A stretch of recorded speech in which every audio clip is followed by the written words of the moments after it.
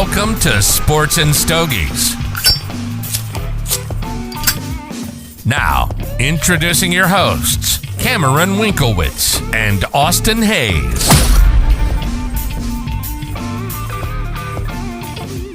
Pull up a chair, pour up a drink, and light that cigar. It's time for episode 87 of Sports and Stogies. Cam.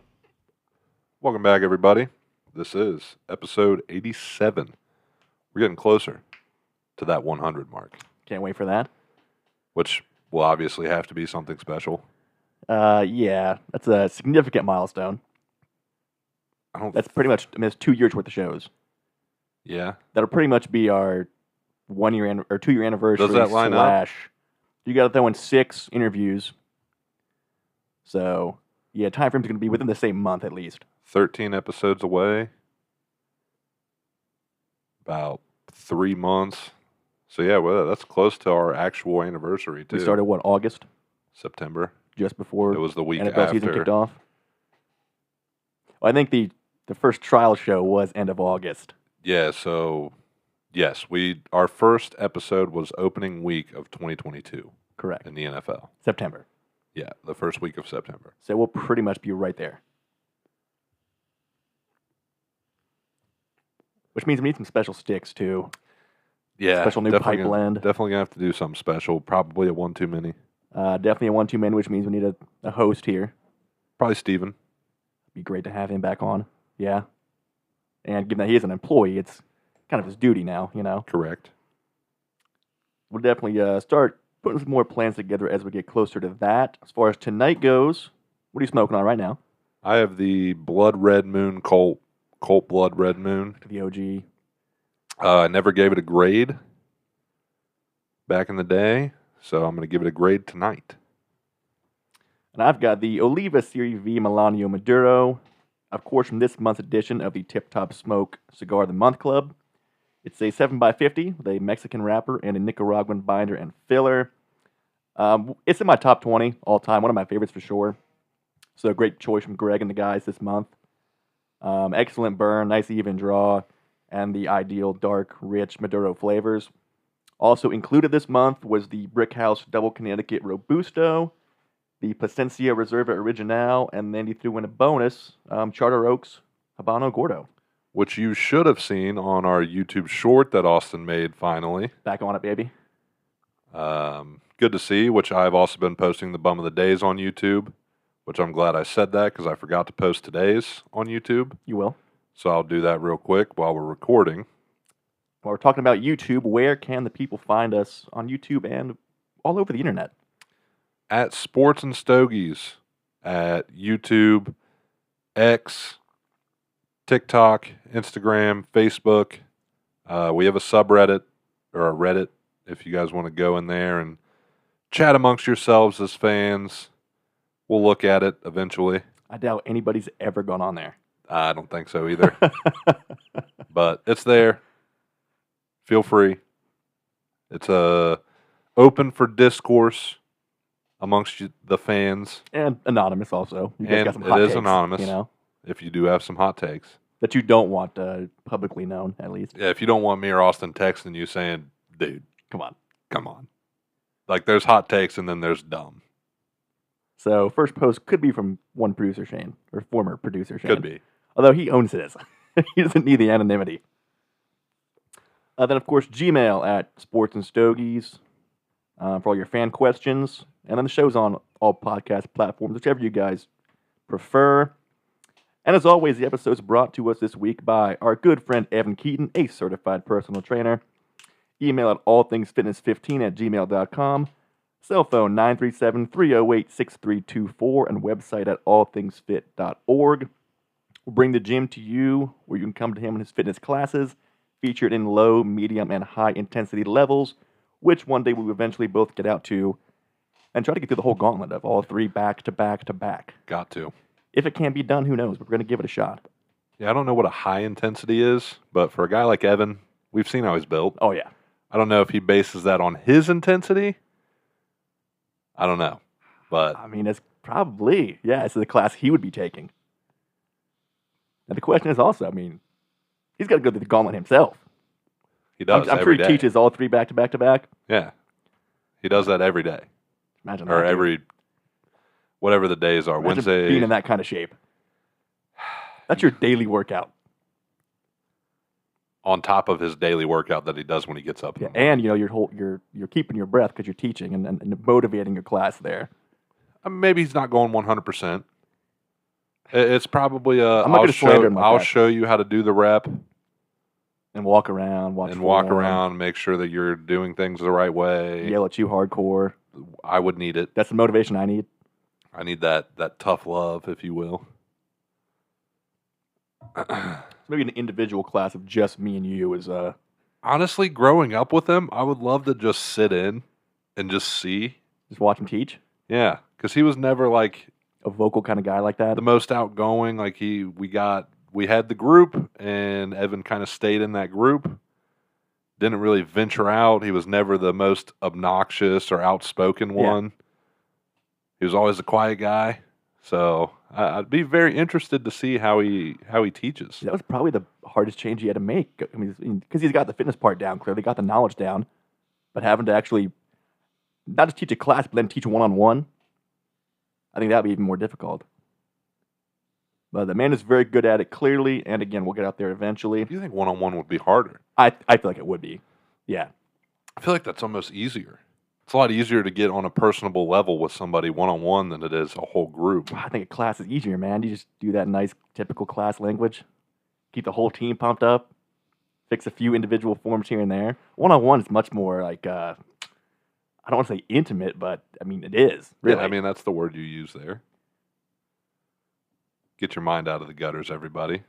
This That's is a not family show. Come on. That's not the kind of intimacy Evan is doing in his workout sessions. Unless I ask for that. Ev- It's possible. It Might pay a little bit more. I'm not going to say it's impossible. If that's what motivates me the most, I mean, who am I to judge, right? Who are you to judge? Come on, man. Just take your shirt off. Exactly. See them pecs pop, dude. Now we have a pretty lengthy fan question here. Actually, we had to think a lot about. If you just woke up as the ultimate ruler, you're commissioner in all sports tomorrow, what are 3 changes you're making? Either rule changes, getting rid of things, adding new things in. I think we have 3 pretty good ones here. It's tough, for Like sure. I think 5 total. 3 good ones, 1 really fun one. I could throw in another fun one that's definitely out there, but pretty funny. Pretty fun. So we'll start with NFL. Which I think we've talked about before, at least a little bit. I don't know if we talked about it on the show or not. We might have, Maybe not on air then. Yeah. but we've definitely talked about it at work. But when it comes down to penalties being reviewed, having a third party, non-league affiliate review the penalties called, and maybe we'll actually see some get overturned. Yeah, because I think the main problem right now is even though they're the, headquarter-based referees, they're still NFL referees reviewing these plays. And when it's kind of a bang-bang call, you're going to typically side with the refs on the field. And sometimes it is the right call. I'd say probably most times it's the right call. But then you have at least maybe 25% where anybody at home watching can see that call should be overturned. Yep. And it doesn't get done. Where I think with a third-party affiliate has less pressure from the league to, one, go by the league's decision. Or like plays in general too, like Or, when yeah, plays some are with their being reviewed, refs. like the 2-point conversion Yeah. in Detroit. A third party watches that. You could see clearly that the right player checks in. The referee got it wrong. 2-point conversion's good. And also, no big deal. That's why these systems are put in place, to make sure the calls are right. The refs have no press conference anyway. They're not going to have to answer for that. As long as you get the right call, nobody's That'd be going to another thing I add, is a referee press conference. Across all sports. Yeah. God, we need that. I didn't even think about that. Umpire press conference? Exactly. Jesus. For at least a year or two till they're all robots. But, man, imagine having Scott Foster actually get asked questions post-game. Yeah, Not for just the importance of getting calls, right? Just the entertainment factor. true, yeah. Yeah, that may be number 1. You want to go over your baseball one? Yeah, I think obvious. We've hated it from day one. And it did throw in a nice kind of addendum to it, which I do like. Get rid of the man on second in extra innings. And then you mentioned start it in like the 12th. Yeah. I'm cool with that. If you're struggling to get runs, say it's 2-2 going into extras, you got the 10th and 11th. If you're in the 12th and you still haven't gotten another run, give the man on second. I love a nice 18-inning marathon, but at a certain point, especially with player safety and pitchers' health, you got to use 18 pitchers a game. Because the other thing about like when that, the man on second as the pinch runner means you can't bat him either. well, it's always the guy that made the last out that goes to the second base. Okay. So he might be up again in 8 more batters if you guys finally put up some runs. Maybe. But yeah, I wonder. I should look up the math on that because teams don't score probably more than 70% of the time, even in extras with a man on second, nobody out. They should, because you bunt the guy to third. If you can get a bunt down, yeah. If you can get a bunt down towards first, And just make contact. And then yes, get This a is small ball, simple baseball, yeah. fundamental stuff. Or even if you get a steal, you get a fast guy. Maybe you're going into extras. You have Acuna throw his at bat. So he's leading off on second. Yeah. It's a strategy. You just say, hey, Acuna, go out there and swing for the fences. You either A, walk off, or B, you're on the back. Strike out and you're out there. Yeah. Do you have an NBA one? That's your fun one. Let's go with a good UFC one first. Yeah, that's my fun one. We kind of got 2 good ones for UFC. One kind of, it just follows suit with the other fighting organizations, but allowing the knees and kicks to the head on a downed opponent would change the grappling game so much. You wouldn't have guys throw 10 meaningless takedowns because once you're down there, you might be getting in the head, dude. Yeah. If you're not all that talented, you don't want to go down the ground that much. Yeah, and you got to think the guys, ground and pound guys, like John Jones, he's raining elbows. He's not raining punches. Like, every other organization already has this, and if you watch it, it does make a significant difference. That should be implemented tomorrow. Agreed. And then the other one I have is if a ref stops a fight, the fighters should go back to the exact position they were in prior to the stoppage. Every time. Every time. Because right now it's like a ref's discretion. Yeah. So if Islam has your back and the fight gets stopped for some reason, Islam has your back when we start back. Because they're saying that they stand them up and separate them to give no advantage, but you're giving the advantage to the striker every time. Yeah, or the guy that got out of that position. Yeah, and you're giving the advantage to the guy who was at a disadvantage. And that just doesn't make any sense. Any kind of groin strike, any kind of eye poke should go right back to where they were, barring maybe it was super intentional. Sure. Because that's a little different than, a cage grab or some things like on the ground that get stopped. But if you're hand fighting things happen on the ground and you rake an eye, yeah, no big deal. Then you're just going right back down there. Yeah.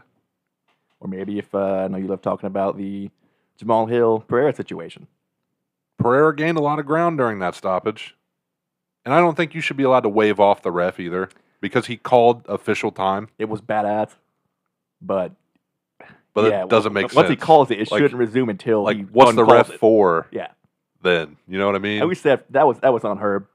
He's got to be more 100%. You got to be more. Yeah, you just got to be more of a ref. But man, Pereira waves me off. Doesn't even look at me. I might get a little. I may be shaking in my boots a little bit too. I'm putting him in a rear naked, dude. Especially a seasoned vet like Herb. Come on, man. Yeah. Now your fun NBA one. Develop the hockey penalty box. So flagrant one, no more flagrant 1 or 2. If you get a flagrant, 2 minutes. If you get your second flagrant, 4 minutes. And you can't sub in that time that player's position. You're getting power plays. You're getting power plays in the NBA. That'd be so wild. It would be so fun. 4-on-5 for 4 minutes straight. I think basketball, you could do it. They have zones where it's possible. It would definitely, I think, factor in more versatility from your lineups. Absolutely. You're putting in a defensive-based lineup. Yeah. Because you're not going to be scoring a whole lot down 4-on-5. Which I think factors in coaching a lot more. And I think factors in guys. Because you could sub out any other position. Yeah, still rotate. If you're in a power play, call timeout. All right, we got to redo this. I think even like hockey, if there's a power play, it's automatic official timeout. Sure. So you can get your team out there. Yeah. And the same for the offense. How are you going to counter that? If they play 4 bigs, they're playing 2 bigs and 2 wings. What do you throw out there?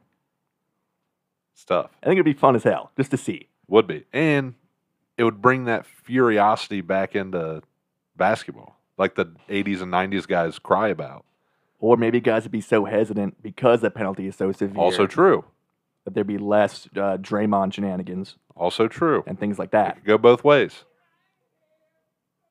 Either way, I think it's good for the league regardless. Either you get less fights, which aren't even really fights. NBA fights are atrocious. But that's the other thing, too, is like, if there's a flagrant that leads to a fight, the one guy who got the flagrant is still the only one being punished. Correct. No more retaliatory punishment. Which is awesome. Which is just taken over by a power play. Yeah. I'm here for it, dude. I love it. Let's try it let's try it in the G League for like a month. And just see how it goes. I think that would be awesome. See the math behind it, how much the scoring differential actually is. And not that any lead's not safe now in the NBA, but let's say fourth quarter, you're down 15. And then, oh, damn, there's a flagrant against the other team. We're back in the game here, boys. Exactly. Just like that. Now, how quickly are you trying to score? If you got, you have 2 minutes. Well, you're speeding your offense up for sure. Well, the other thing, you still have the shot clock. Yeah, correct. That wouldn't change. So you're probably trying to score as fast as you can. You want to maximize possession. You're fighting for turnovers. Yeah. So I think you're going to lead to more common fouls. Should. Which I could slow the game down in that situation too, though. Look, logistically, who knows how it'll work, but it's a really fun idea. And I think it would. I think it would work. And also, it wouldn't be that often. It wouldn't. I don't know. I'll wait on my call, Silver. Are you throwing in text too? I mean, I guess, yeah, but I feel like those should be like 30 seconds, 1 minute. And no more tech ejections. Let's change that rule, honestly. Because, like, the other thing is, on your third flagrant, you're out. Oh, yeah, you're done, dude. So, it's not like you're eliminating ejections entirely, but tech ejections, they should just penalty box 30 seconds, dude. Gotta go. Simmer down a little bit, whatever it may be. Settle down. Go sit out for 30 seconds. Now, the question is, where on the court are you putting the penalty box? Right by the broadcaster's desk. They got each. So, at the ends of the bench is the opposite team's penalty box. Okay. So, like, if the Celtics and Mavericks tonight, in the Celtics bench would be the Mavericks penalty box, and then vice versa. You've got Joe Mazzulla right there. Yes. Right in front of the box. And you're just sitting in there just, oh, dude, cooking, angry. You can't sit with your team. They can't give you any, hey, man, it's all right, calm down. You got to sit with the other team. And they're giving you shit the whole time. Absolutely. And they can do, I say no rules. You want to bang on the glass? Have at it. Bang on the glass, dude. Maybe you want to, pull your shorts down a little bit, pull a Randy Moss, moon the guy in the box. So be it. To the ref's discretion, just like they do celebrations on the bench now. The ref can say, hey, guys, sit down. Whatever it may be. 3 bad calls, refs in the penalty box. I don't hate it. Now we get a 2-man crew for 2 minutes. Which probably just make things even way worse. But I will say the press conferences for the refs eliminates bad refereeing. Maybe not eliminates, but makes a huge impact. It eliminates. Oh, my God.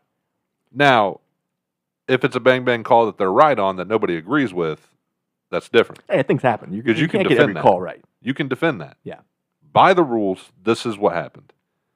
Now, if it's a phantom holding call like we saw in a Super Bowl not too long ago, by the rules, that didn't happen. And what can you say? I just didn't see it? Right. Or I thought I saw it? That's not going to hold up in court, bud. Work. Come on now. Yeah, the court of public opinions is already tearing you up, but now you have to answer to it. Yeah, I'm putting that number 1, actually. I think that had the most significant impact. Who's the right ref away. that answers no questions and says, I'm just here so I don't get fined? Would have been Gene Steratore back in the day. And he might still step in for his boys now. Maybe. But I feel like I definitely know less refs' names now. But Yeah. if I see him on camera, I'm like, oh, I know that dude. Whereas NBA, I don't think I could pick Scott Foster out of a lineup. But I No. definitely know his name. Yeah, no, I couldn't either. Same with umpires. Like, I mean, wearing a mask later, of course, but I know the names. I don't know your face. Take that mask off, get behind a mic, let the public see you, bro. That's also another thing. Putting a face with the name does help. Gonna help accountability for sure. We got a little music going on there. No, I'm trying to upload it to YouTube. Do you think the mics caught that little skirmish Absolutely. outside? Absolutely. I heard it in my headphones. Yeah, it was enough to make me be like, what? Yeah, whatever that was. I can't tell if it was a kid or That was like grown man. was it? For sure. Kind of angry fella. Yeah, it was definitely an angry fella. There was some skirting of a car right before it. Before that, And then somebody, what sounded like running down the parking lot. in a full sprint. Yeah, welcome to Springfield, Ohio, everyone. Hey, I don't hear much of that over here. It's That's not true. Not up north. All right, let's go to the NFL. A couple of big extensions. We got our Hard Knocks announcement and a significant retirement Allegedly.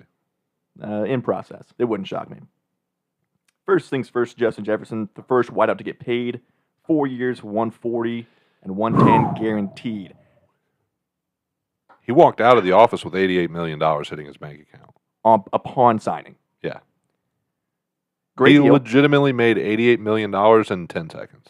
I think it's a great deal for both him and the team. Now the question is, what the hell are CD and Jamar Chase going to get? That's the question. Because the whole point of signing last is you're going to get a little bit more, right?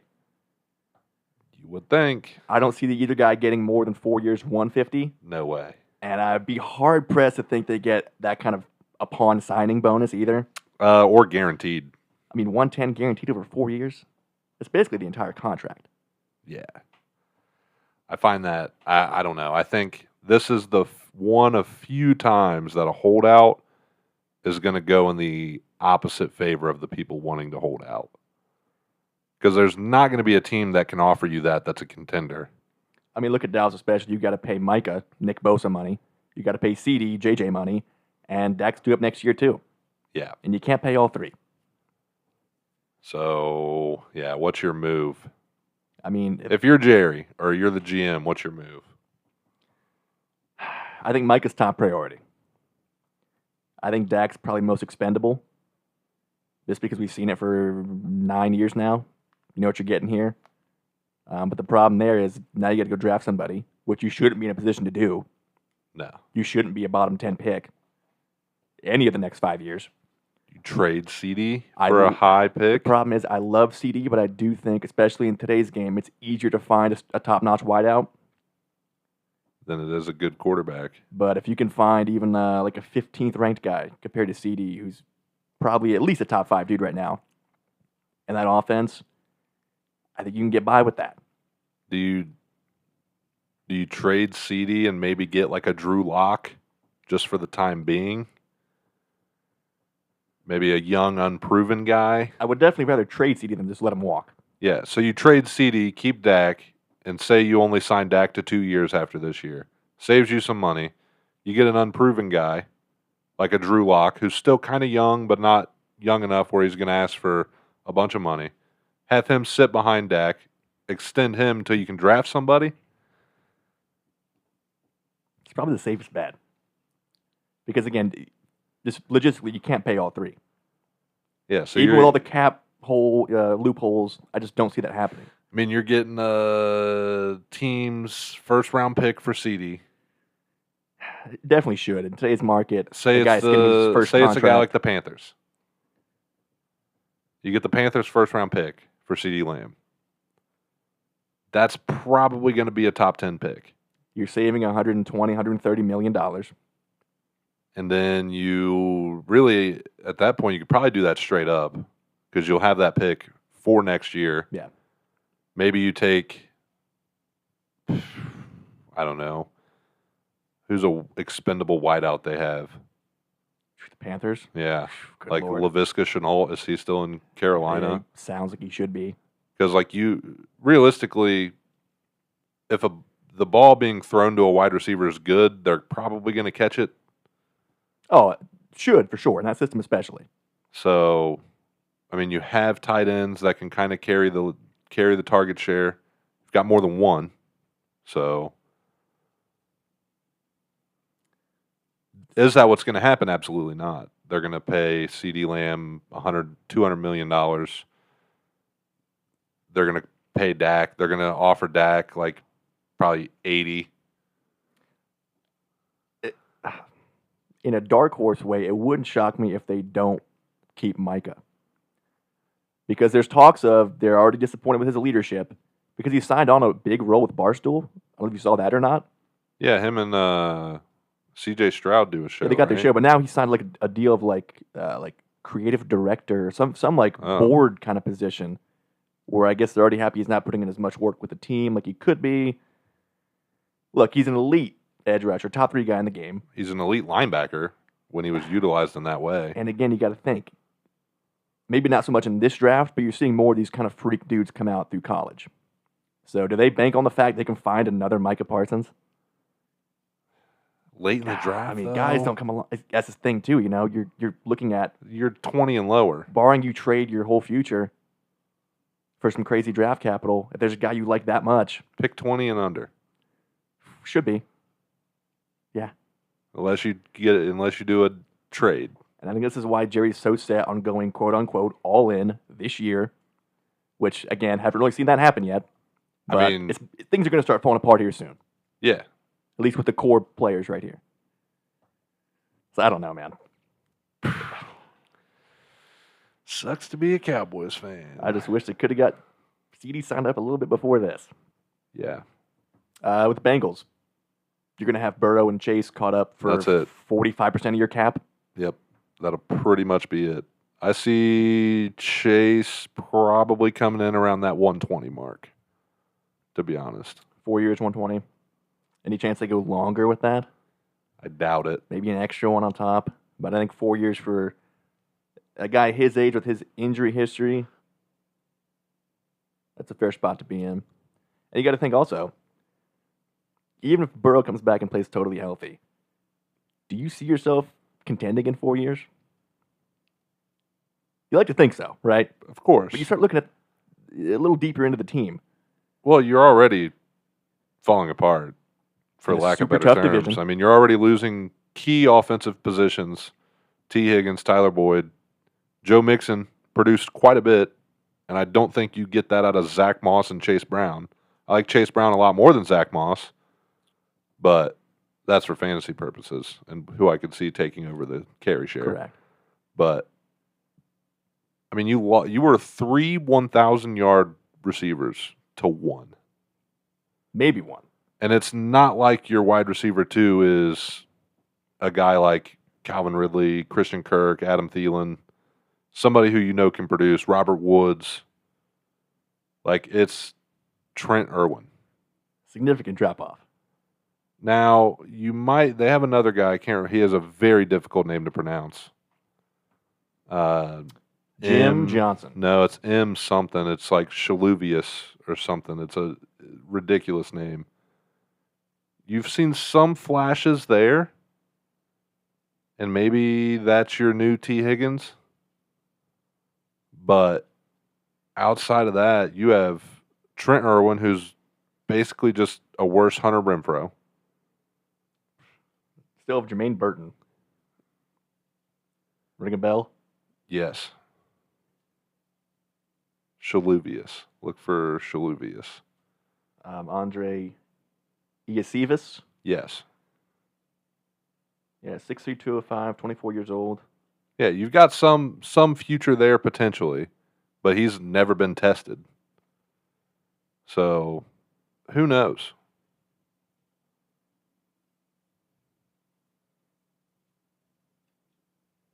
And you're in the AFC North. And again, Joe Burrow might not even be healthy. Yeah.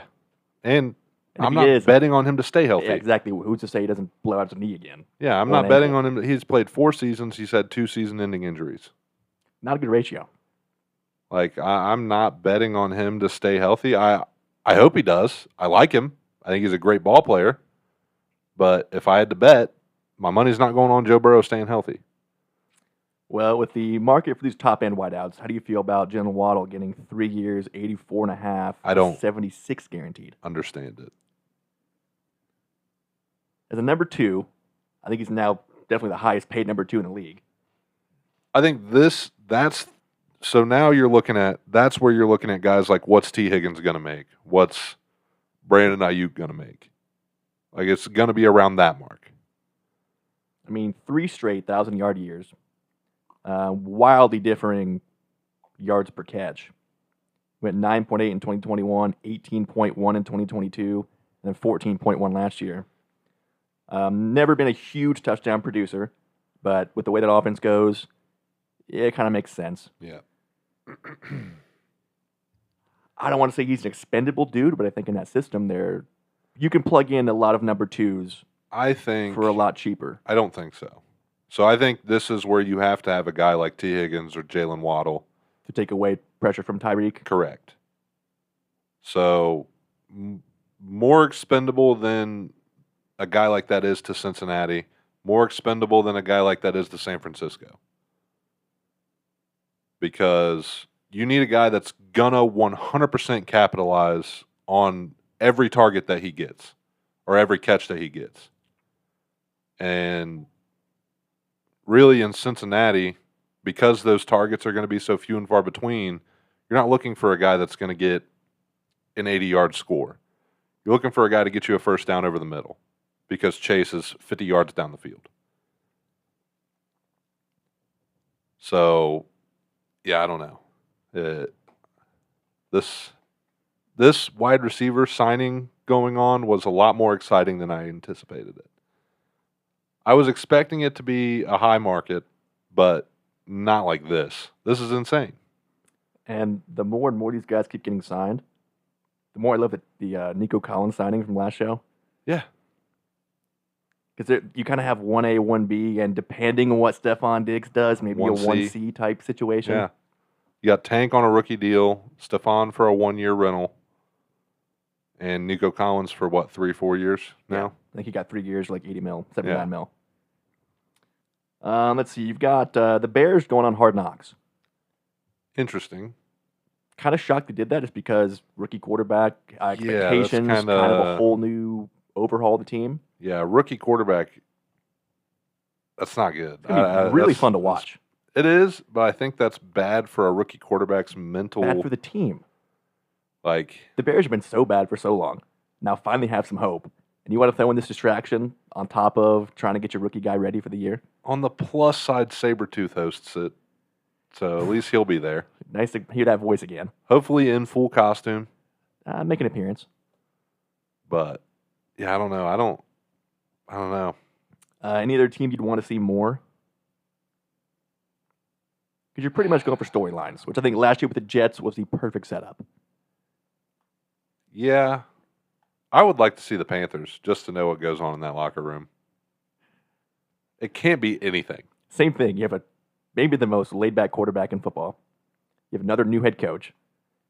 And that's really all you have. Yeah, like that would be entertaining just because like the amount of just brain deadness that's in that locker room would have to be insane.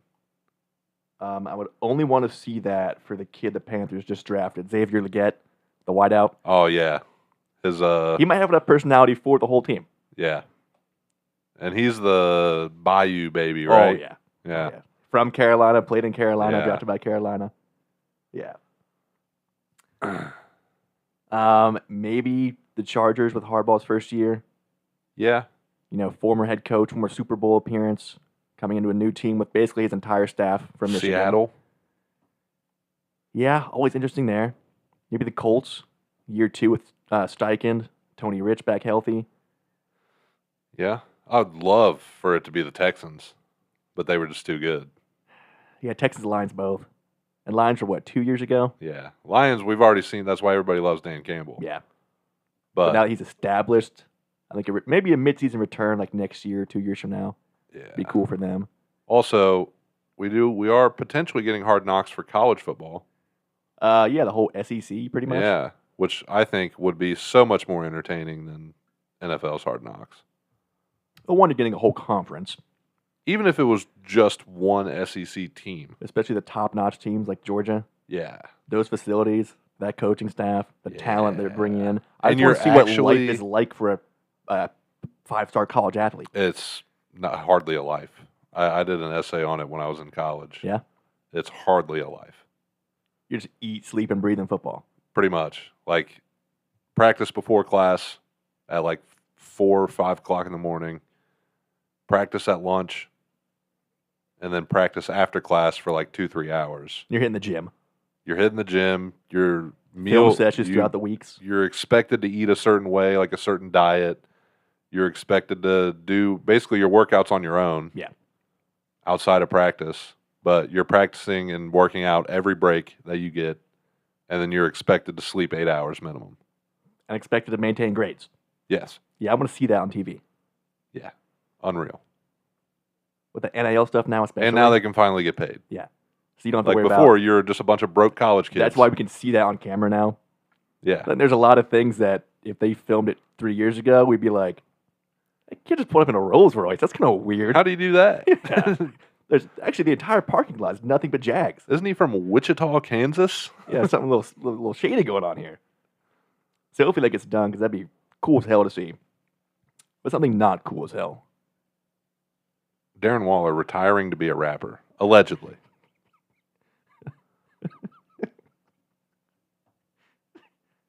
Now, if you guys haven't heard the song, It's terrible. it's so bad, dude. I will say, the music video is creative. That's The, one way the to music put it. video itself was creative. I mean, Not saying it's good, but it was creative. for a football player, especially. Pretty much everything on X is just, Ripping the dude. is Darren Waller trying to take the CTE crown from Antonio Brown? That's a Which tight contest. Antonio Brown did also try to start rapping, which quickly led to where he's at now with CTE ESPN And bankruptcy. and bankruptcy. And we should have said, actually, for this headline, Kelsey Plum's ex-husband retires from NFL Yeah. to start rapping career. Kind of how it should have been put down. Who does have her own cigar, Yes, so does Chad Ochocinco. which we knew that. We knew about Tyson, Yeah. but Tyson also has a vape line now. that totally checks out. Yeah. Like regular nicotine vapes, not CBD or I'm sure weed there'll be a vapes. special edition here soon. Well, I know he's into the marijuana game Yeah, pretty good, allegedly. pretty heavily. But yeah, Darren Waller, Bizarre career. the actual announcement is expected to come sometime next week. Team already expecting it. Yeah. But great Raider, injury issues, Incredible Raider. Injury stuff and some personal things going on there. apparently a divorce. Well, divorced now. But I know he had some addiction stuff he's talked about, some mental Yeah. health stuff. And then playing for the Raiders can't be good for you either. Definitely heightens all of those other But, activities. Yeah, excellent tight end. Just right behind the Kelsey Kittles of the world. Yeah. Freak athlete, 6'8", quick dude. And took a year off. Even in New York, Showed flashes of showed that still. flashes of it, but dealt with way more injuries, heightened injuries, I guess. And now retiring. And started putting some pen to paper and spitting some bars. Yep. Realized he could do this. Uh, So Allegedly. we'll say it helps if you're already rich and famous. Of course, to change up careers like that. You got a little more of a to be safety net. another rich and famous career. And you already seems have like yeah, an easy. like a fan base built in. Yeah, it seems like a pretty easy. But the problem is, football, you don't even have to play good. Nah. Where You If put you're- out three if you're- more bad songs. if you're not a good rapper, you're not going to be rich and famous for very long. Now, what if he changes things and becomes like the top 5 rapper of all time? Then he's got to have some songs that are good, and I'll listen to them.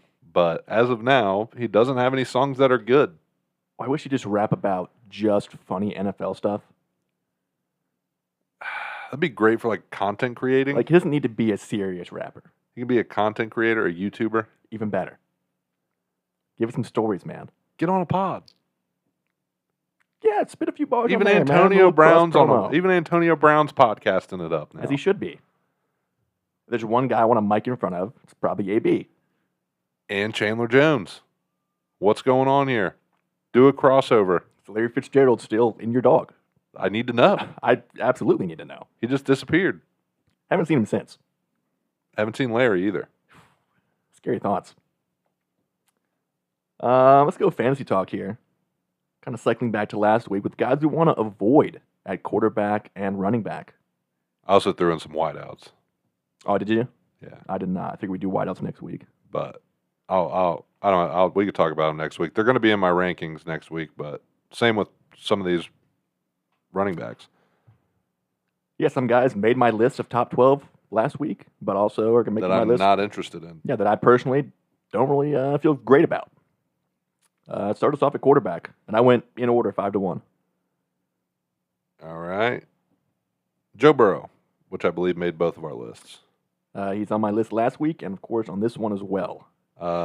If he plays, he's going to have a decent fantasy year, probably QB5 or higher finish. But with all the receivers leaving, with Joe Mixon not being able to come out of the backfield and dump it down to him, tight end is who knows what's going on there, because they signed Mike Gesicki too. So, now they have 7 tight ends. They might just run 7 tight end sets. They have 7 tight ends and 1 wide receiver. I think he's going to have more of a boom and bust season, where his boom games are 40 points and his bust games are 15. And I like consistency. Especially at quarterback. And then there's the injury concerns, where he didn't have any wrist problems until last year. Then he missed 8 games because of a wrist injury. And you got to factor in schedule too, I think. Playing Cleveland's defense, Baltimore's defense at Pittsburgh 6 times a year. Yeah, you've got 6 games that could potentially be 5 points. And I know, this O-line supposedly beefed up now, but I've been hearing that for the past 3 years.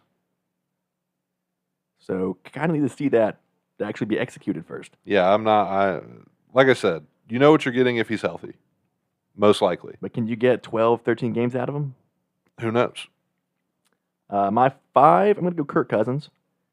That age, coming off that kind of injury in a new offense, should fit right in. Should put some numbers But being up. just a pocket passer, I'm not as not worried a big rush about upside. But again, kind of like Burrow, if he's healthy, he's going to have a good year. He's going to be in that same top 12, top 10 kind of range. But just being at that age with that injury, I'm a little weary, especially for where he's kind of going so far, at least. Next, I got Drake May. Exactly where I got Drake May at. One, nobody even knows if he's a starter. It should be Brissett. But I'll be honest, after Brissett's last outing where we saw him play football, kind of a hard guy to beat out. And not just that, but who would Drake May be And throwing the ball you're to? the Patriots. You were the second worst offense in football last year. Somehow better than Carolina. Now, I will say, garbage time is great for fantasy football. Can sneakily win you some weeks. So that's the upside of Drake May, is you're going to have a lot of garbage time points. Yeah, because I think unlike last year, where they were still trying to win games, when Mac Jones sucked, they'd put Zappy in.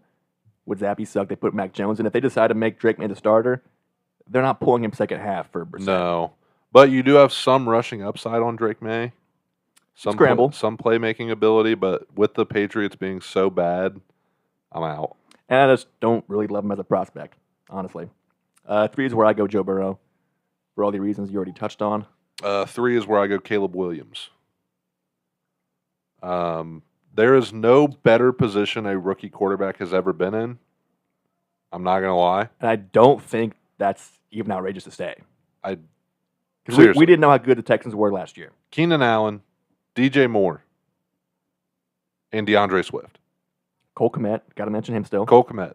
There's no... And not to mention Rome Odunze. And Rome Odunze. There's no better system for a rookie quarterback to go in. However, look at the best rookie quarterback seasons of all time. Kind of one thing in common there. 25 touchdowns. 26, 27. No more, usually. Hardly hit more than 3,000 yards. 4K is out of the question. You're still the Bears. Yeah, you might think you're in a position to contend now, but again, And they let's may see be that happen as a first. team. Yeah. But for fantasy, I'm not expecting a high QB finish for Caleb Williams, especially for the price people are paying. Yeah, don't expect a ton of rushing upside either. And that's the other thing. They just got away from having that quarterback of, oh, well, I'll just run the ball if nothing's open. I think they're going to hammer it in his head not to do that. Yeah, he might have some Hurts kind of goal line upside once they get down there, being a big body, but I don't see anything between the numbers rushing upside-wise. Unless he does just go rogue and starts taking off, which I would like to think they shut down very quickly. Yeah. Number 2, I'm going Trevor Lawrence. The Prince. Used to be. Now the King. Could just be overreacting to last year, but I think we read off his numbers compared to Daniel Jones over the past 2 years. And you took Daniel Jones. Pretty much identical. Yeah. And neither of them good. Neither of them good. You want to think they rebound after the complete collapse to end up last season, but could be some personal bias in here as well. I don't think he's a top 12 guy. The Jaguars didn't get any better. No, it probably got a little bit worse. Because they maybe could have utilized Calvin Ridley like they should have used him last year. And again, didn't run a ton last year. Didn't score a lot on the ground. I don't think he's going to change that moving forward. And I don't think he's a 3,500-yard kind of guy. Yeah. Probably not. My number 2 spot is where I go Patrick Mahomes. That offense is even more of a question mark this year than it was last year. Kelsey was banged up last year. Wasn't great. The offense overall wasn't really that great. Rashee Rice probably going to be suspended, I would imagine. At least for 6 games. And now you have Xavier Worthy. The last super fast guy that got drafted, John Ross III. What did he do? Yeah, there's really not great history for guys that are just speedy with questionable hands and questionable route running. Yeah. Now, you would think if anybody can fix that, it's Andy Reid and Patty Mahomes. Still a tall order. Yeah, especially when he's probably going to be the wideout one. Yeah. Hollywood, I guess. There are, and yes, everybody's going to say, well, it's Patrick Mahomes. That's fine. You draft Patrick Mahomes in the 3rd round. 2nd round most times. Yeah, you go ahead and do that. Because I'll get the same production out of Jared Goff in the 10th. Yeah. Because the rushing upside is less and less every year. The offense is getting worse every year. Travis Kelce is a year older, coming off of a bunch of ankle injuries last year. And a bunch of personal stuff, which I think is going to start factoring in. And his personal life has never been more public. And from what we hear, more pressure to kind of hang things up. Yeah. So, I don't know. I'm out. Not a case of, like you said, not liking Mahomes, just not liking where he's at, man. No, and again, in that elite tier of quarterbacks, if I don't get Lamar Jackson or Josh Allen, I'll wait. You can wait for the next, at least on our list, 9, 10, 11 spot guys. Yeah, those are the only 2 guys in that upper echelon that I want. Before the 5th round, 6th round? Yeah. Depending what kind of league play you're in. Yeah, and I'll start the next QB run by taking a Kyler Murray. Yeah, or Dak. But, yeah, I don't know. There's way too many question marks for me to be in on Patrick Mahomes. My number 1 pains me so much to say. Probably does me, too. Justin Herbert. Oh, okay. Like in Mahomes' case, not because I don't like Justin, but systematically, his throws are going to go way down. His wideout core is questionable at best. They're So even smash-mouth, run-heavy even team. outside of the wideout core, which somebody's going to catch the ball. I think Brendan Rice is going to be really good. Somebody has to. But, like I said, I think Brendan Rice is going to be really good. I think he'll take the wide receiver 1 spot pretty easily. Right now it's Quentin Johnston. That could be an early great call this season. But just the offense. Play slow. You're getting Harbaugh back. Gonna run the ball. You're going to run the ball. Who's their running back? Gus Edwards and J.K. That's Dobbins. Right. That's right. Gus Edwards and J.K. Dobbins, who are also being way overpaid for. I can only imagine. Again, I like the upside of that system, but one guy's production alone is not. Wouldn't shock me if Gus Edwards has another 13, 14 touchdowns. Really wouldn't. Should, honestly. Really would not shock me. But it wouldn't shock me if he has that and finishes at RB25 again. Yeah. Hopefully opens up some more deep play action. That's what I'm banking on. Because you are losing Eckler, who's going to catch 60 checkdowns a year and make some plays happen there, which definitely helps out Herbie's numbers. But yeah, with the run-first, slow system, your only upside here, at least compared to last year, is getting a 65-yard play-action bomb every game. Yeah. But overall, still, not a top 12 guy, not a 15 guy, maybe not even a top 20 guy this year. Unless Harbaugh just pulls a fast one and is much more balanced than he's been before. Because you do have a top-notch quarterback. Yeah, maybe. Which he really hasn't had before. Even true. Cap was a super run-heavy first guy. True. But Cap did have a pretty solid season the year they went to the Super Bowl. Oh, no, played great. Passing. Played great. But my number one, Jalen Hurts. Didn't see that coming. He had, 18 rushing touchdowns last year? I think 16. 16? Basically one per game. I think you're cutting that down to 4 or 5. At least cut it in half. Because unless their center that they had in the back was training every single day for one thing and one thing only, all of those goal line rushes are going somewhere else, and it is to Saquon Barkley. If they still even get those many opportunities. They'll Kelsey. get opportunities, but 17's an anomaly. The problem is you had DeAndre Swift, not a power back by any means, not really an up-the-middle guy. Now you have Saquon Barkley, who has calves the size of our table. Quads bigger than this house. Like, the guy is a tank. Probably one of the few guys that could out-squat Jalen Hurts. Yeah, probably. And Saquon is going to be getting those goal line touches. At least take half from Hurts. Yeah. And that'll save your offensive lineman. Because you lost, again, Travis Kelce, who is arguably the greatest center of all time. Lane Johnson's not getting any younger. It's time to take some stress off those guys' backs. Yeah, who would have thought maybe run the ball to the outside now and then? And yeah, you're going to game plan for having Saquon now. Your deep shots are already there. I don't think they're going to have a whole lot of goal line opportunities because their offense is so explosive. Again, 17 is just such a crazy number. So yeah, I expect the rushing upside to go way down. Way down. Just cutting scores in half, it's going to drop him, I think he finished like QB3. Yeah. To probably like QB9. Yep. You're losing 9 touchdowns? So that's significant. I'm expecting his rushing upside to go down because they signed him long-term. They're going to want to use him long-term. I can see a Lamar Jackson year 3 here where they're just like, hey, Jalen, stay in the pocket. And then you're scramble if absolutely necessary.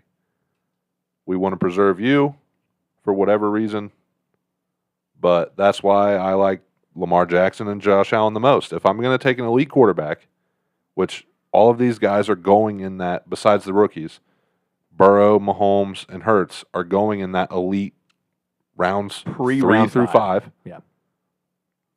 I'm not interested. Now, you can get that same kind of capital, if not better, like you mentioned, in round 10 or 11. Yeah, I'll take a guy that's going to give me 15 to 20 every game.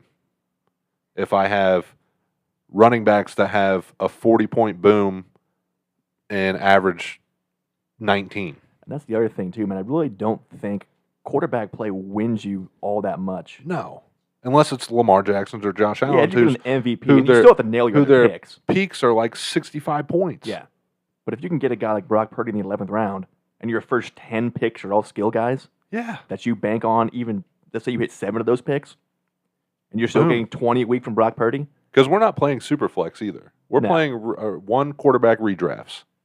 And in a one quarterback redraft, I'm playing guys based on matchup anyways. For the most part, yeah. I'm definitely drafting one quarterback. I might sign the other guy out off of waiver wires. Most of the time I draft 2. And I'm just playing best matchup. Unless one guy pulls away. Say Jared Goff is averaging 30 points for the first 4 weeks. I'm not going to play matchups until he dies back off. And then I'll play matchup. It's kind of a harsh way to say that. It just sounded weird. Dies back off as opposed to dies back down. Whatever. All right, how about running backs here? I have also 5 more that some of these guys you shouldn't need to be told to avoid, but Yeah. I felt inclined to put him on here. Number 5 is Zeke Elliott. Yes, I know he's the starting running back in Dallas. Some people are going to draft him just based on that. I mean, He's getting 10, 12 carries a game. I understand that, but even last year as a Patriot, he got like 75 receptions. Did he start for anybody in fantasy last year? No, he didn't, but he got 75 receptions as a Patriot. I don't see that happening in Dallas. I just don't see him being on the field enough. He might get a lot of those goal line carries. I will say, I think he'll be on the field way more than he was in New England.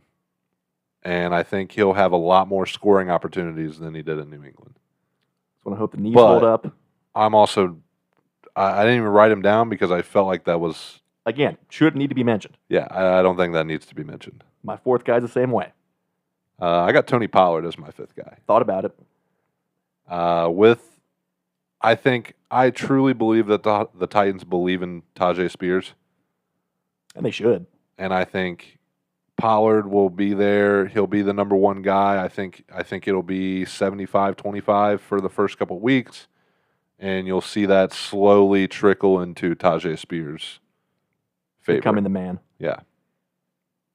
Yeah, he'll probably just get used like he was 2 years ago in Dallas, where he's getting... Which is great. Not as an RB1. Yeah, that's great for Tony But Pollard. in your flex spot, a lot of upside there. When you're relying on efficiency and not volume, Tony Pollard's great. He's a great 9th, 10th round draft pick. I think that's where he's kind of going right now, right? You just do some best ball drafts. A little higher? A little higher. But in best ball, I don't mind having Tony Pollard.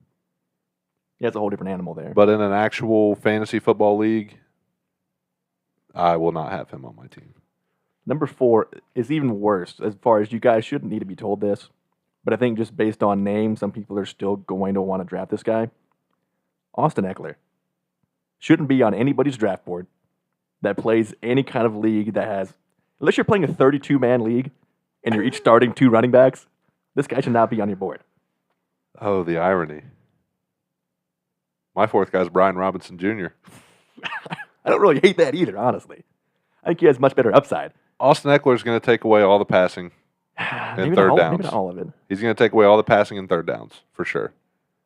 And the Commanders they already have Jaden Daniels, who's going to be running the ball probably a significant amount, very similar to the model of Anthony Richardson. They could do some fun stuff in the backfield, but I think Austin Eckler is going to play a lot more than he should. And that very well could be true. It probably will be true. And that's why I don't want Brian Robinson. But unless his knees totally come back and the speed comes back, even catching 50, 60 balls is going to keep him below that RB50 But he's also going to be the goal line back. Yeah, but a lot of those might go to Daniels. They might, but you're taking opportunities away from Brian Robinson. Either way, I don't like anybody on that team, period. Really in any position. Outside of Terry McLaurin. I've been loving him for the past 5 years, and he's never... But he's never been a great fantasy receiver. Maybe I've always been too high on him. As a player, yeah, I love the dude. But As a fantasy player, I think it's time for Jahan Dotson to take over.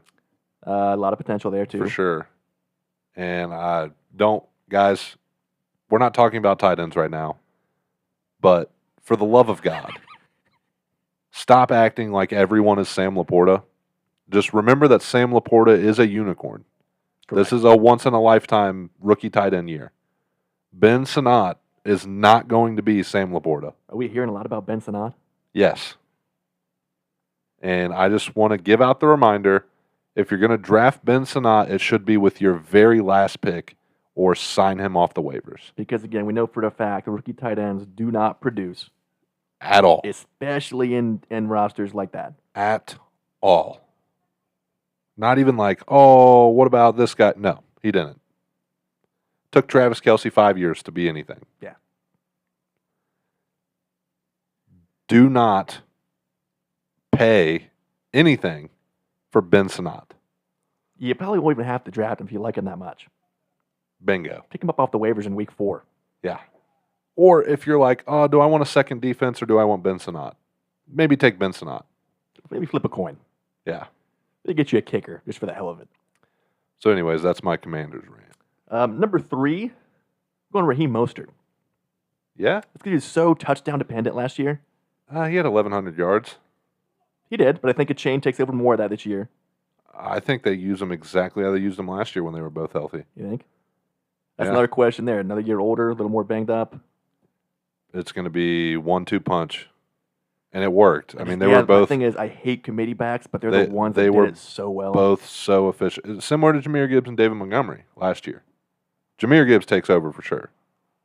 Like 100%. It wouldn't shock me if David Montgomery doesn't touch a football all year. You guys can keep drafting him because I don't care. I'm not going to tell you not to draft David Montgomery because odds are he's probably going to get 10 more scores. But Jahmyr Gibbs is going to be the premier back there. But yeah, I'm not with you on Raheem Mostert at all. Good, you got to disagree somewhere. But my number 3, Josh Jacobs. Well, you mentioned that last week a little bit. I am. LaFleur already said we're going to be committee again. They spent a day 3 pick on Marshawn Lloyd. That's some draft capital. And you still have A.J. Dillon. Now, granted, I don't know why you still have A.J. Dillon, but you do. They signed him to a pretty cheap deal. And it's front-loaded. So, he's coming off the worst efficiency year of his entire career, where he was actually playing football, and he was running like 2.9 yards per carry. Very Najee Harris-esque year. And Zamir White took your job.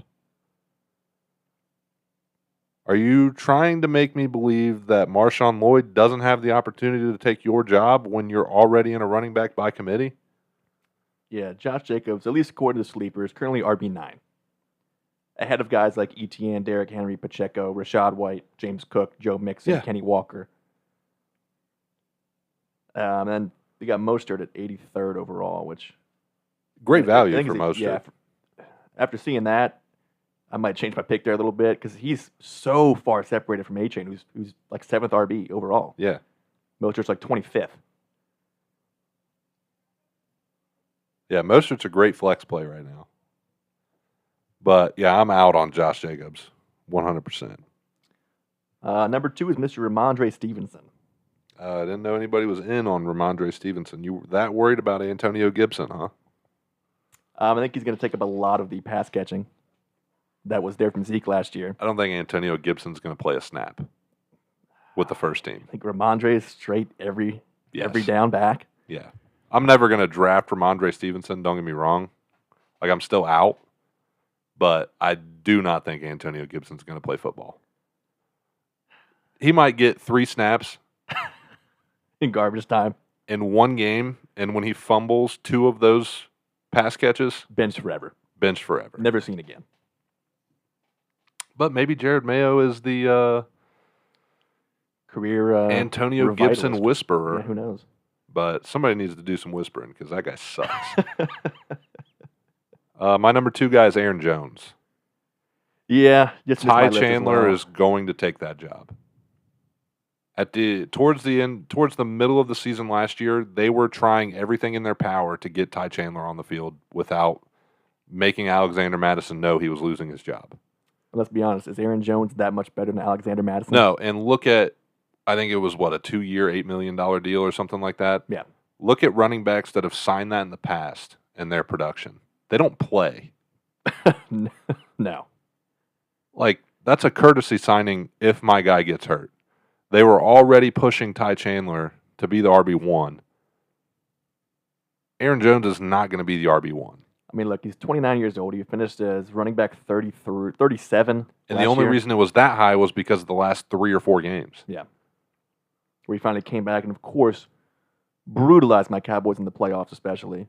So, when you look outside of those last 3 or 4 games, the guy Probably stunk. RB 60 or something. The guy was horrible. Ty Chandler is going to be the premier running back in Minnesota by week 4. He'll be an excellent sleeper Yes. ranking whenever we do those. Number 1, you mentioned it earlier, David Montgomery. I think the exact same things. He's definitely going to see less production, less touches. People are still going to think, oh, this guy scored 16 times last year, which, knowing Dan Campbell, he might do again. Yeah. Who knows? But I think if you look from like week 9 to the end of the season last year, where Gibbs' numbers started going up, he's got much more pass catching upside. I don't like Montgomery for where he's going right now at all. No, he's going in that round 3 to 5 range. Which seems just behind Jahmyr Gibbs, Yeah. really. Jahmyr, I mean, Gibbs probably could be a first-round pick. really, all the best balls that I've done, it's Christian McCaffrey, 5 or 6 wide receivers, and then Brees Hall, Bijan, and then take your pick of Jahmyr Gibbs or Kyron Williams. Antonio Gibson. Antonio Gibson's up there. But, yeah, I don't know. I'll tell you my number one's Kyron Williams. Talked about that a lot, man. Don't you love that Blake Corum pick? Dude. Scaring you a lot. I'm telling you. They didn't draft him for no reason. Because they knew Kyron had literally no help last year. Kyron, outside of last year, banged up a lot. In college as well. And the thing about Sean McVay is the Cam Akers effect. If he loves Blake Corum, the only thing that can stop Blake Corum from playing football is a trade. Cam Akers was playing football last year. And playing pretty well. For the Rams. Then just fell off the face of the earth. For the Rams. While Kyron Williams was playing. It took a trade for McVay not to play Cam Akers. And even then, he was at home punching air watching Vikings games, wondering why Cam Akers was not in the game. Calling up O'Connell. Like, dude, why isn't Cam getting handoffs right now? You got a gym on your bench, dude. Who do you think this was a gift? Who do you think O'Connell was talking to in that headset? Wasn't the Yoko. No. He got Sean on speed dial. Exactly. Now, maybe he falls in love with Kyron after he traded Cam last year. Dude. But again, if you love a guy that much, It's a day 2 draft pick. a day 2 pick that is kind of similar to Kyron play-wise. Yeah. Like with probably better pass catching upside. Yeah. And not to mention, I don't think it would be hard for Blake Corum to take the majority of the carries. Come in and succeed right away. You're a power workhorse back. That's what you were in college. They didn't run by committee in Michigan. It was Blake Corum, 40 touches. I'm sure Edwards has some things to say about that, though. Some. But, I mean, I don't know, dude. I don't like it. There's too many question marks right now. And again, these are way too early. But That's the whole point, though. I don't think I'll ever change my opinion on, unless Blake Corum dies. And Now, let's be camp honest. or Even something. saying it's too early, we don't really see things in training camp or in preseason. We don't really get a huge idea of carry You get a lot share. more. You get a lot more of like what the first team reps are and that kind of thing. Well, I would like to think Kyron's getting first team reps. Yes, but I don't know Probably how all of many. them. I don't would know hope. how many Blake Corum's getting. It's a Sean find out McVay. from There's week some 4. guys that keep their camps tight, and Sean McVay is one of them. Maybe week 2, Kyron Williams traded to Dallas. Wouldn't shock me. We need him. And then Zeke's still the carry master. Come on, Mike. You know better than that. Next week we're going to do White House tight ends, our top guys. We can probably throw in our least favorite guys too. I like splitting it up, See how much time keeping we have things next week. interesting. Yeah. And then eventually after that, sleepers. Way too early sleepers. Oh yeah, that's Should be, coming. that's going to get spicy. It's coming. It's coming. Antonio Gibson might make my list. He might. Who would have thought? Let's go to the NBA with the finals of Game 1 concluding tonight. But first things first, Yeah. Ugh. Dan Hurley, out of the blue. Apparently the new Lakers' favorite favorite. for Lakers head coach. Which I like that a lot for JJ Redick. Yeah. Because I don't want him to go to a team full of guys who aren't looking to be coached. I want him to go to a team like the Spurs or the Pistons or the Magic, where the team is full of guys who need to be coached. Yeah, especially first job. Honestly, I wouldn't hate for him to come to the Cleveland. I mean, you guys need somebody. Still a pretty young core. Yeah, and you're not just looking for a placeholder. Yeah. But Dan Hurley just finished his first year of a $6 year, $32 million contract with a $1.9 million buyout. Back-to-back champs. One of the most dominant runs ever in college. Wants to coach in the NBA. I believe talked to JJ, who said he should coach in the NBA.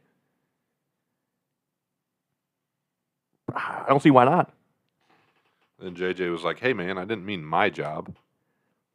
I think JJ's pretty happy with whatever he's doing right now. Yeah, definitely. And he knows he can still get a coaching job in 5 years, probably in the same spot. But to recap last week, Mavs killed the Wolves in Game 5. Luka and Kyrie both put up 25 and 19 respectively in the first half. Both finished with 36. I feel like we got way, way too ahead of ourselves with Minnesota. At least I did personally. And probably us as a show in general. No. Because we went, I feel like, Said Mavs in 6. in the span of like 2 weeks, we went from the Wolves are going to the finals, probably winning. Ant is my new favorite player. Defense is one of the best ever. And then stock totally dropped out. All of that was true for a time. I feel like... Then they gassed out. Yeah, which we should have seen coming, honestly. Like, Ant's 22 years old. Yeah. Ant, still one of my favorite players. Without a doubt. No, I stand by everything I said. For sure. Full energy Timberwolves don't get beaten. The problem is they had a full 7-game series with the former champs, Denver Nuggets. But after finals game 1, Mavs lose by 18. Kristaps, first player to return from injury and put up 15-plus points after not playing for 30-plus days. And coming off the bench at that. Yeah. Big problem. The Mavs wanted to switch everything. Kristaps is going to shoot over little guys all day long. He's been doing it his entire career. Yeah, I want to see how they would try to defend really all 5 shooters in Boston. I'll be honest. At all times. If Kristaps is setting a screen for Jason Tatum, go under. Tatum's taking that shot, 100%. And honestly, of all the guys out there, That's who I want shooting the ball. honestly, yeah. He is the most inconsistent, and if you're quick enough, you can still get a hand in his face. Go under those Kristaps screens if it's Jason Tatum. If it's Jaylen Brown, I think you fight to get over and just do a hedge with Lively or P.J. Washington. But the matchups have to be better. You need P.J. face guarding Jaylen Brown. And you can have Luka and Kyrie switch off on Tatum all you want, but you need one of your big guys on Kristaps at all times. There is no switching. If you keep switching like this, then you're just going to get blown out every game. Yeah. Yeah. Now, Kristaps also not super consistent. So if they're going to rely on him as one of their main scorers, they'll lose. Most shocking stat from Game 1, Luka Doncic, 1 assist. When you're down, that hero ball ignites. And he took 26 shots, of course. But that's unheard of. I wanted to see how, I didn't really get to watch a whole lot during recording, but I wanted to see how KP and Horford guarded the Luka, Gafford, Lively screen and roll that totally torched Minnesota. Very well. Based on the numbers, clearly very, very well. Gafford, 8 points, 3-3 shooting.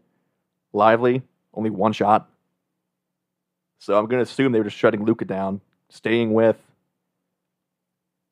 I wonder if they switched or played some zone tonight, too. Kyrie, 6 of 19. Cannot have that and win. I will say the Celtics are also 5-0 when Jason Tatum shoots below 40% in the playoffs, which he did tonight. What a luxury, right? Because it helps having 4 other quality starters and... Tatum, 16 points, 11 rebounds, 6 turnovers, 5 assists, 6 for 16. Typical Jaylen Brown game, 7 of 12, 22 points. Typical Derek White game, 15, 2, and 5. I do want to see who they had. I assume Holiday probably followed Kyrie all night. Just if I had to guess based on the shooting numbers. Yeah. And matchup-wise, I think that would make sense. Kristaps also played great defense. Had a streak in the first quarter where he hit like 4 shots in a row, blocked 2 shots. Moving forward, what are your keys to the series? Can if things keep going like this, can Dallas pull it out? What I just said. That's the keys to winning. So let's take out Kristaps' knees. Let's just force Tatum to shoot every possession. Hope your stars hit shots. I mean, it seems pretty simple to me. Yeah, realistically, you just have to play smarter defense. That's all it is. At a certain point, also, there's only so much you can do defensively. Good job. If Boston's hitting these shots, whether they're open or not, Yeah, but they're hitting open shots. but they also hit the contested ones. So they shoot 45% from three. Yeah, but a lot of those contested shots are guys like Kyrie guarding Kristaps. Does that count as a contest? Exactly. You just have to be smarter when you switch and be quick to switching back. I think the biggest thing for the Mavs is just keeping it close in the fourth quarter. If you give Kyrie and Luka, an 8-point leeway here to close things out, that's your best chance to win. You can't go into the fourth quarter down 25 points like tonight. No, you got to keep the game close because you're a better closeout team than the Celtics. Without a doubt. You've got the two best closers, and whereas star players are concerned, I feel like Tatum's probably the worst closer. Yeah. And my dad also said Jason Tatum's the best player left in the playoffs. I think tonight proved that that's not true. Okay. He shouldn't need tonight to prove that. Is he a Celtics fan? No. He's a Lakers fan, which is even weirder. Yeah, honestly. You think he'd be more biased. I'm going to go Celtics in 6 overall. I got Mavs in 6 still. You gonna stick by that? God, I hope so. Yeah. Really hope so. Hopefully, Kidd can make some adjustments going into Game 2. You definitely like to steal one of these on the road here. Don't want to go back home down 2-0. Celtics also a very good road team. Just got to believe in Luka Magic. And Kyrie to not shoot 6 of 19. I think that's a great thing to believe in, to be honest. I think Luka's going to keep playing great. Just got to get the offense back in the flow of things. Had a little bit of time off. They got to get back into game time mode. Yeah, I thought maybe a little bit of rust, too, might hurt a little bit with all the momentum they had. But all postseason, after a rough game, Lucas came back and put up like 36, 12, and 13 the next night. So yeah, wouldn't shock me at all if Mavs take Game 2 and Luka plays out of his mind and proves to your dad he's the best player still in the finals. Although it could be Timmy Hardaway Jr. Could be. I want to knock out some cigar notes right here. Yeah, Cigar/pipe ratings. So the Colt Blood Red Moon. Room note, 5 out of 5. Just that chocolate. Can it be 6 out of 5? Just the chocolate-covered strawberry with the slight vanilla cream smell that it... Oh, it's perfect. Goodness. Flavor, 3 out of 5. Doesn't quite translate over so well. Too sweet. Ooh, okay. It's too sweet. Okay. Especially after having the other blends. It's a little too sweet. After the barbecue one the past couple weeks, too. Yeah, it's a little too sweet. Burn, 4 out of 5. Personal, 5 out of 5. And draw, 4 out of 5. I packed that bowl damn near perfect. Feels good, right? Yeah, I packed that bowl damn near perfect. Overall, 22 out of 25. Still a great blend. But a little too sweet.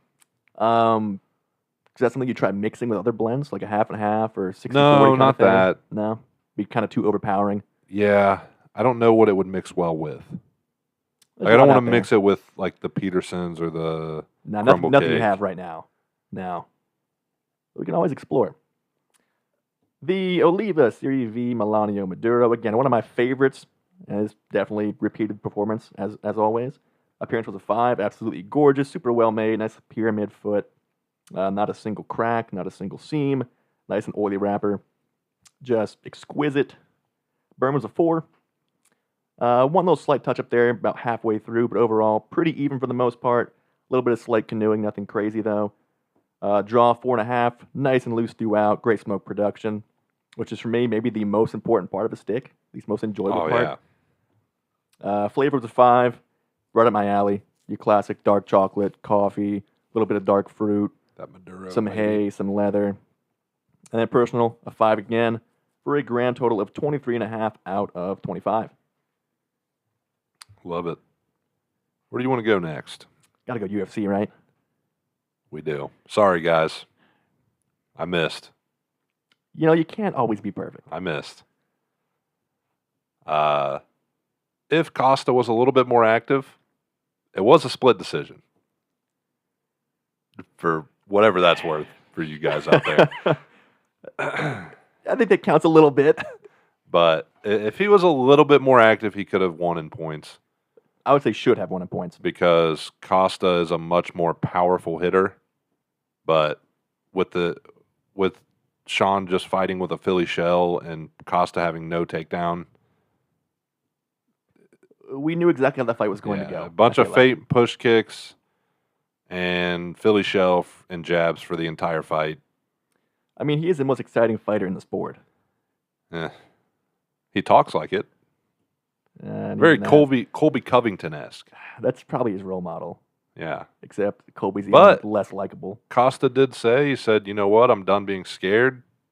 I'm going to go back to Terminator Costa. He said that for like the past 4 fights. He hasn't said it. Not in English, maybe. No, he hasn't said it. Nothing's come out of Costa camp saying he was going to do anything besides point fight. So there's so much potential. For both these guys, honestly. More for Costa because he has such an iron chin. Yeah, it's one big advantage. But I think Strickland, he can pressure. He's got that great lead jab. He doesn't need to throw it off the back foot. Sure, he just doesn't know how to throw any other punch. Yeah, again, the potential's there. Maybe change coaching up. Or if he keeps winning, he just thinks, this is the strategy, and I'm going to keep doing it. But it's not like he's keeping winning. Well, he's only as good as his last fight, right? Like, that's what he would say. He beat Izzy. He lost to DDP because all he did was jab the entire fight. And still should have lost. Before that, he got knocked out by Alex Pereira. Well, that's nothing wrong with that. And it's Alex we're talking about. He barely beats Paulo Costa, according to the judges. A very boring fight. Did you agree with the split? No. That was ridiculous. But he barely beat Paulo Costa in a split decision. Now, he's completely switched up on what he's always said, where he just wants to fight. Now he's saying he'll wait for a title shot no matter what. He doesn't want to fight anyone else. So he's falling into that typical standard, I won the belt once, now I'm going to be a diva. I'll wait for 11 months to get my title shot again. So thankfully to the fans, he's not going to be fighting anytime soon. So you don't have to sit through another boring Sean Strickland fight. It's going to hurt Shane, though. It is. He's still a big fan. Somehow says Sean Strickland's more entertaining than Islam. Said that after the Islam-Dustin fight. I'm just going to pretend that he mistyped that entire thing. Because I know his UFC opinions especially can get a little wild. But I don't want to believe he actually thinks that. Well, he probably still thinks Sean beat DDP, too. That wouldn't shock me at all. Before the main event, Kevin Holland shocked me. With pretty much an immediate armbar. Yeah, I was not expecting him to turn on his words. Not like that. No, where he says, hey, you give me stand-up guys, I'll stand up. And then you give him a stand-up guy, and he takes him down and puts him in an armbar and breaks his arm. Just saw the opportunity, apparently. So and saw the chance to stop.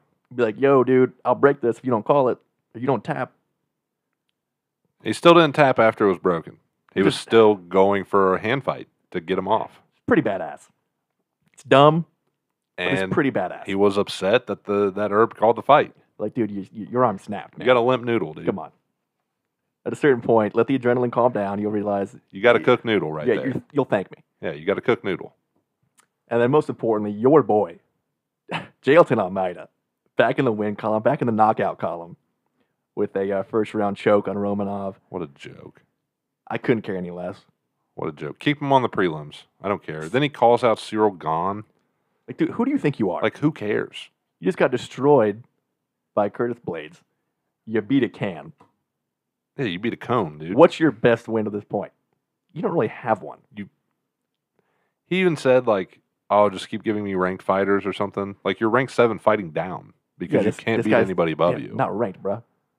So, I don't know. But Tom Aspinall versus Curtis Blades did get announced. Official? Yeah. I like that. And I think Leon versus... hang on. Should be Bilal, right? Yeah, Leon versus Bilal. Talk about it. It's going to be a super boring fight. And then Bobby Green versus Patty the Batty. Oh, I love that. I was hoping they made that official. I think it's a great matchup. Yeah, those are all for 304. Leon versus Bilal. Co-main is Tom versus Curtis Blades. And then you got Kape fighting the guy that he said some explicit things about in a post-match interview. Cannot wait for the press conferences for that. So he will probably double down. As you should. Maybe triple down. Especially if you win. If he wins, that is definitely going to be a double down. Yeah. UFC better turn those mics off. So, Curtis Blades and Tom Aspinall is a fun fight. Yeah, I think I like Blades that has a earned lot. it, honestly. And I like Bilal versus Leon. Yeah, Bilal's been waiting for this shot for probably 5 years now. Now, could you imagine if both UK title defenders lose? Well, they're already getting screwed because they're starting fight time in England at like 4 o'clock in the morning, which I think is, you got to change that up, man, right? You can't have fans coming to the arena at 4 o'clock in the morning to start the event. I mean, you can plan that properly. And if they both lose, in their home Especially turf, because you do have to cater to your United States yeah, fan base because that's where all your pay-per-view okay, buys are coming Saturday from. night, 8 o'clock over here, doesn't work. What time is it start now? Midnight or 10 for the main events. Yeah, that's Even about back normal. it up, even 2 hours, I think makes a big difference. That's not Because you too figure bad. by the time Aspinall and Leon fight, you're looking at 7 o'clock in the morning out there. I mean, I know they're Brits, they drink all weekend, but it's a Saturday. you want a good environment there in the arena, right? It'll be great. It wasn't so great. Actually, you know what? It was great. It was a great fight. It's not a great finish, but Dustin went almost a full 5. It was a great fight. Really impressed me a lot, and like you mentioned, He really fought just made one mistake. A perfect fight until he stood up during that last sprawl and let Islam take his neck. Which I think your instinct, of course, is to get up off the ground against Islam. But there's just a lack of IQ in that position. Yeah. Grappling was great. Super impressive. He was winning scrambles. Yeah, He was stuffing offensively and takedowns. defensively. Stuffing takedowns. I had it 2-2 going into the 5th. Watching it live, I thought 3-1, but very close. All 4 rounds, I feel like very close. Yeah, I had it 2-2 going into the 5th. Was hoping for him to pull it out there. But again, nothing lost legacy-wise for taking the pound-for-pound champ For to almost having a full the fight. 3 hardest title fights of all time. For your matchup especially. Yeah. Islam, Khabib, Prime Islam, Prime Khabib, and Prime Prime Charles. Charles Oliveira. when you're a striker. Yeah. You will literally have the 3 hardest matchups of all time. And you got to think any other era, he definitely wins gold. Any other matchup at lightweight. If it's Conor, if it's Chandler, if it's Gaethje, he beats all those guys. He has beat all Well, those guys. except Gaethje. Well, he did lose to Gaethje once, but Head There's- kick there's bang. God, filthy. But other than that, any other area definitely would have won gold. Maybe makes one more run just for some. I'd love to see the Banff with I him don't know. one more time. Probably I after think, Max I fights. think he's going to hang it up. I think he should. But I think he would have done it in the octagon if he knew for sure. Well, to be fair, Khabib and Islam both told him they didn't want him to retire in the octagon. No, he's the guy they respect the most. Like Khabib has never said anything negative about Yeah. Dustin. I mean, nor has Islam. Anything Yeah. serious, at least. And then they even talked about the motherfucker thing. Oh, yeah, that was clearly a language barrier thing. Yeah. Not a big deal. And Khabib was like, dude, I know. Yeah. You Khabib got probably it. was like watching Islam get all mad, like, I've taught you this, bro. You know this. Yeah. So as far as what comes next, I know Dana said he wants to, I think, wait for a title fight. For Islam? No, wait for Islam. But then you have you heard about Conor in 302? As of now, still on. Yeah. But the canceled press conference, Postponed. postponed for now at least. Some weird cryptic stuff from both him, from Dana, from Helwani. Yeah. I don't know if he's injured. That seems most likely. Could have been after the video of him in the club the other night. Definitely. Volk did cooked up. say he'll step in. So I wrote down, Volk, Charles, and Hooker all volunteered to step up. Volk versus Michael Chandler would be amazing. Obviously, Chandler's been waiting for Conor for so long. Yeah. But if they bump up the money a little bit, I think he's still dog enough, especially against a guy like Volk, who's the ultimate dog. Yeah. You'll take that fight. Yeah. And honestly, I might even like that better than Conor versus Chandler. I don't think Conor has anything in his tank, dude. No, we've been saying that for years. Yeah. Especially after one, getting knocked clean out by Dustin Poirier, 2, breaking your leg and then getting knocked out by Dustin Poirier, Putting 30 pounds on. putting 30 pounds on. He's definitely juicing, which Chandler is too. I'm sure a lot of the guys are. Eh, You're not taking your training seriously. no. or You want to training be a at movie all. star. Yeah, I've said it after that last Dustin fight. I don't think he's going to fight again in the UFC. Go do some celebrity boxing. Make some more Yeah, but ass he loads did of money that, there. too. He can still do it again. He's still going to be the highest paid fighter anywhere he goes. It's not a money thing either. You burn through all that coke every day. It might become a money thing. It's not a money thing, dude. You never know. The guy could just sell his yacht. Which one? Exactly. And now he's in the stout business, trying to take down Guinness. Hey, good luck, dude. It was absolutely hilarious. I saw he was promoting his stout, but he joined the Guinness Facebook page with like 320,000 members and just was roasting them for like 10 minutes and then was like, all right, I got to leave, and just left. It was hilarious. Pretty funny move. It was. But there's one thing the Irish love more than their fighters. Guinness. It's a stout. Plus, after his whole whiskey debacle, which is absolute trash, I don't think I trust To him to make a us. good stout. It's trash to us. Come on, dude. Somebody loves it. It's still in business. That he sold. Either way, based on how that goes, that could set up. Because I'm sure if Conor beat Chandler, they want to make a title fight. They would, but at what weight class? 175?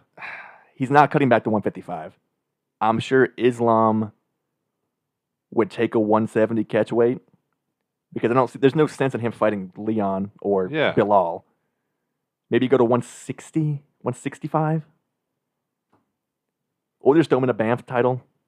That would make the most sense. For him and his position and his, what the UFC has stock in him.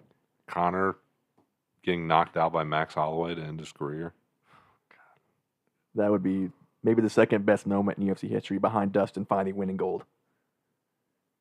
Well, that's never happened. So, Don't say never. Still time. so as of now, that would be the first moment, the first best moment in UFC. The first history. possible moment. Yeah, because right Going now, forward. there is no possibility for Dustin to get back into a title opportunity. No, it would take... Because it's already hard enough for him to get there in general. Oh, yeah. And you can make a case he really didn't deserve this one. No, he beat Benoit. Let's be honest. And it was more of a fight for Benoit Yeah. than it was for Dustin. That was more of a schedule thing with Islam and all the other contenders that just weren't lined up correctly. Yeah. So, yeah, probably never going to get that again. But either way, great career. Hopefully we get a retirement news here soon. Do a complete retrospective. But, again, nothing lost. Put up a great fight. It's really, especially look at the guys that retired here recently, best way to go out. Yeah. In a tight fight Besides with winning, the champion. yeah, number one pound for pound, you go out like a dog. Put up Yeah, a great showing. with the champion. Yeah. Let's burn through some NHL here as the Stanley Cup Your Finals boys. start Saturday, I believe. Yeah, your boys. My boys. All year been my boys. Really my McDavid. entire life. Sorry, McJesus Top Cheese, where your grandma hides the weed brownies. Hockey What does that lingos, mean to you? It's kind of holy for me, honestly.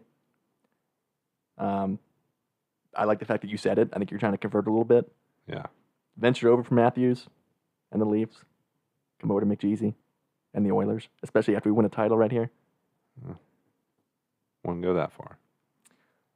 Well, to recap, the Stars in Game 4 put up a very quick 2-0 lead. I mean, within 10 minutes of the game. And then we put up 5 straight unanswered to win 5-2. Very unexpected. Game 5, pretty quiet, 3-1 win. And who would have thought the hero in Game 6? After, again, a quick 2-0 lead for us, on only 10 shots the entire game, Stuart Skinner holds on, 34-35 saves, shuts down the Stars, and takes us to the Stanley Cup Finals. Maybe getting the hottest he's been at the perfect time. McJesus definitely took over big time, too. Well, thank God, yeah, he stepped up after the pretty quiet first 3 games Yeah. of this series. I remembered he is Connor McDavid / Jesus, Did remember that. and he's going to play like it. Then the Panthers in the East took Game 5 in New York. New York Stars nowhere to be found. Panarin and Zibanejad completely just didn't show up. And I don't think they played Rimpey at all either. Nah, he doesn't play a whole lot. He played like 4 minutes a game Which is weird. throughout the series. But honestly, the 4 minutes he played, he did play very well. Yeah, that's what I'm Especially saying. in It's face-offs. very weird. So maybe, some odd coaching there. And then easy Game 6 at home for the Panthers to close it out. Matchup-wise, I think I like the Panthers a lot more. Playing very physical, great defense, a lot of hits, which is one thing to kind of get us off our game. Bobrovsky, the hottest goalie in hockey right now. But again, maybe if Skinner can build a little momentum here after that Game 6, I can stick with him. I think it'll be shockingly low scoring throughout. But I'm going to go Panthers in 6. Take down my boys. I think it's a 7-game series. Nothing better than a Stanley Cup Finals Game 7. Yeah, and it'll be I don't know. I don't know. Edmonton's hot, but Florida's just consistent. And physical, man. That goes such a long way. All the hits they make, they're big at every position. They're consistent. Deep in every position. Really no clear flaw, besides maybe some lack of offense at times. Our special teams have pretty much gotten us so far, even though our power play offense has been terrible. On the plus side, where there's a lack of offense, Edmonton thrives on offense only. Yeah. So. And have picked up our 5-on-5 offense too, which again, with the power play being so bad, we definitely needed that. But our penalty kill is still absolutely killing at like 99%. Yeah. Maybe shut out Dallas for the whole series. But it should be great. It should be entertaining. Again, if you guys don't watch hockey, just turn on a game or two of the Stanley Cup Finals, dude. Hockey. Yeah, for real. Doesn't get any more exciting. Then real quick, some baseball news I wanted to go over. The Redlegs on absolute fire. Have won 10 of their last 14. I think are a game back of second place right now. Jonathan India slapped that grand salami. Finding some offense across the board. All mostly with 2 outs and all mostly in the 6th, 7th, and 8th innings. Ellie De La Cruz hit that 468er. Straight dead center. Good come from behind wins. Pitching's still been very solid, especially on the starting rotation. We just need guys to get hot at the same time, which is the past 2 weeks, what's finally been happening. On the flip side, the White Sox have now lost 14 straight, their longest streak since 1928. Clear worst team in baseball. Lewis Robert Jr. is on the trading block. As he should be. Really their only bright spot. Can definitely have out a contender here once we get closer towards the All-Star break. Maybe Cincinnati makes a play finally. I wouldn't hate it. Some Lou Bob. Get some help in the outfield. Wouldn't hate it. Outfield, probably the weakest link right now. Yeah, for sure. At least consistency. Obviously, TJ's been banged up. Fraley's been banged up. We can even DH him. He'd be a nice little cleanup hitter there behind. Hopefully, once McClain comes back, him and Ellie in the 2-3 spot. And last but not least, Paul Skeens got his first matchup against Shohei. And struck him out the first at bat. 100-mile-an-hour fastballs. And then Shohei took him yard next time up. That's the way it should be, I feel like. Yeah. But I think the 15 hardest pitches from starting pitchers this year, Paul Skeens now has like 10 of them. Checks out. And his teammate, I want to say not Mitch Keller, another rookie kid for the Pirates, absolute barn burner. Has the other 5? Yeah, Jerry Jones. So, very bright fireballing future there in Pittsburgh. Just build up some more lineup around those guys. I think that's pretty much all that I have, which means it's time for a stick pick. Absolutely. And right after the stick pick, we will say the first bum of the week roster for the month of June. This is a bottle, right? It's definitely a bottle. Okay. Must have fell in there. I guess a Tullamore do. That is not a bottle. This is not a bottle. This is the Knuckle Sandwich by Espinosa. Can never go wrong. We've pulled it a few times on the show. Never disappoints. Now, into the first bum of the day candidates for the month of June, we have Darren Waller. Garbage. Well deserved. Then we have Tucupita Marcano. You probably don't know the name, but he's banned for life from baseball for gambling. Up to 400 bets, totaling over $150,000. Gotta be smarter than that, man. A little bit smaller. Just a skosh. Just a tad. And then the last one, the Toronto Blue Jays. 3-game series against the Orioles. Drop 2. Those 2 games, there's a run differential 17-3. Won 1 game yesterday. But the reason why they're perfect candidates for Bum of the Week is because this week they were terrible. Yeah, I think I saw a stat. I don't know the exact numbers, but they've been held to 2 runs or less. I think 3 runs or less 25 times, and 2 runs or less like 18 times. Yeah. And now we have our Bum of the Month poll. Your Bum of the Week winners from this month, or the month of May, will now be back up for vote for Bum of the Month. For the first time? Ever. Yeah, I don't think we did it last month. We just started it. And this will segue into Bum of the Year. Eventually, Bum of the Century. And eventually Bum of the Century. It's a cool 76 years from now. Exactly. So, your bums of the month are Jamal Murray. Don't forget how bad he was in May. God, tough to argue against that. Do not forget how bad he was in May. I have not. The Detroit Tigers City Connect jerseys. They're going to keep reminding you how bad they are. Not a good look. And then the Indiana Pacers. Do not forget how bad they were in May. Especially in that closeout series. I mean, they tried to throw it against the Knicks. And then, against Boston.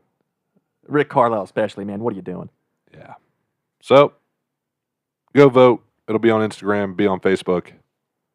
Let Steven know what you think. Steven will get back with us with the answers. Then we'll talk about it next week. But, just a reminder, subscribe on YouTube, like on Facebook, follow on Instagram, follow on Twitter or X. Give us some comments and likes on TikTok. Comment on all the posts. Email us.